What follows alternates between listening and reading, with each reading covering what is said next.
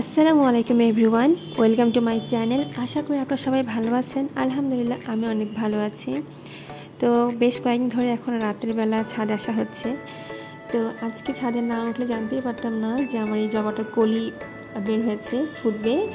আশা করি কালকেই ফুলটা ফুটবে। তো এই জবাটা হচ্ছে, এটার নাম দুর্গা জবা, মেস্তা জবাও বলে, অনেকে কাটা জবাও বলে। তো এই জবার ডালটা আমি এর আগে লাগাইছিলাম যখন প্রথমবার ফার্স্ট টাইম, তখন কিন্তু এটা কিছুদিন পরেই মরে গেছিলো। দেন আমি আবার নিয়ে আসছি। এখন আলহামদুলিল্লাহ গাছটা অনেক ভালো এবং পাশে ছোটো একটা চারাও বের হয়েছে, কিউট লাগছে চারাটা। তো আমার ছাদ বাগানে এখন বেশ কয়েকটা জবার কালেকশন হয়েছে।